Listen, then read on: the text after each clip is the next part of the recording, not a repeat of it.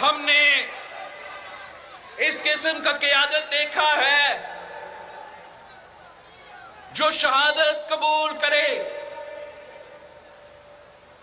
جو پھانسی کے پھندا پہ چڑھے، مگر اس وقت بھی نفرت کا سیاست نہ کرے، اس وقت بھی انتشار کا سیاست نہ کرے۔ ہم نے اس قسم کا قیادت آج کل کے نوجوانوں کو بتایا جاتا ہے، غلط بتایا جاتا ہے کہ جو لیڈرز ہوتے ہیں وہ یو ٹرنز لیتے ہیں۔ ہمیں تو قائد عوام جیسے قیادت چاہیے، ہمیں شہید ذوالفقار علی بھٹو جیسے شہادت چاہیے، جو شہادت بھی قبول کرے، جو شہادت بھی قبول کرے مگر اپنا موقف سے پیچھے نہیں ہٹا، یو ٹرن کبھی نہیں لیا۔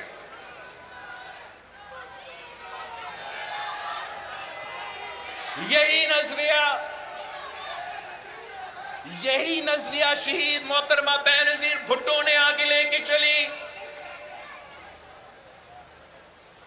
والد کو شہید کر دیا گیا، دونوں بھائیوں کو شہید کر دیا گیا، والدہ کو جیل میں ڈالا گیا، لاٹھی چارج کیا گیا، جلا وطن کیا۔ خود وہ ضیاء الحق کی آمرانہ جیل برداشت کی، خود جلا وطن برداشت کی، اپنے شوہر کو 12 سال سیاسی پاکستان کا سب سے لمبا جو سیاسی قیدی رہا ہے وہ شہید محترمہ بینظیر بھٹو کا آصف زرداری رہا۔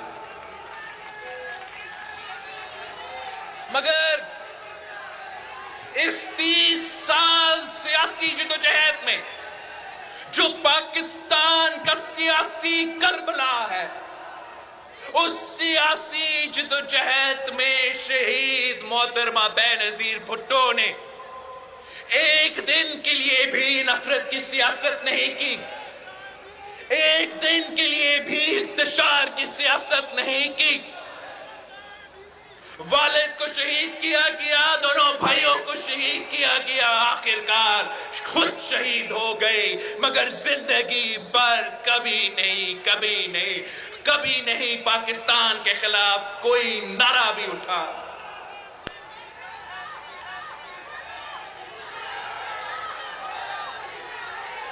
آج کل لوگ انگلی کٹا کر شہادت کا منزل حاصل کرنا چاہتے ہیں۔ اس ملک میں سیاست اگر کرنی ہے تو شہید محترمہ بینظیر بھٹو سے سیکھو۔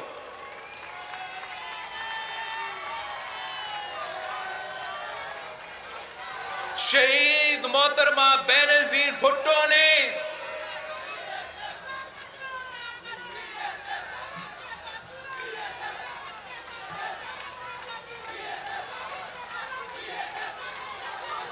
نفرت کی سیاست نہیں، محبت کی سیاست میں یقین رکھتی ہے۔ شہید محترمہ بینظیر بھٹو نفرت کی سیاست نہیں، امید کی سیاست میں یقین رکھتی تھی۔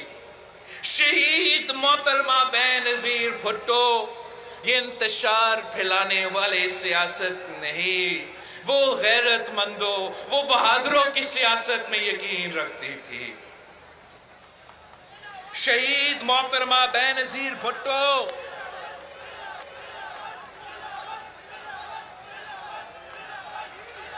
شہید محترمہ بینظیر بھٹو کی بہادری ایک طرف، شہید محترمہ بینظیر بھٹو کی بہادری ایک طرف، اور پاکستان کی تاریخ میں سارے مرد سیاستدان کا بہادری دوسری طرف۔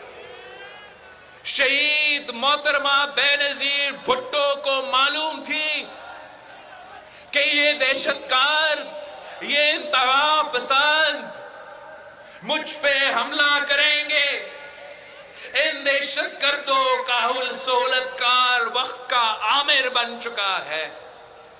وہ واپس آئی تھی تو اسی کراچی میں کارساز حملہ جو آج تک پاکستان کی تاریخ میں سب سے بڑا دہشت گردی کا واقعہ ہے۔ اس دہشت گردی کا واقعہ ہوا تو شہید محترمہ بے نظیر بھٹو پیچھے نہیں ہٹی۔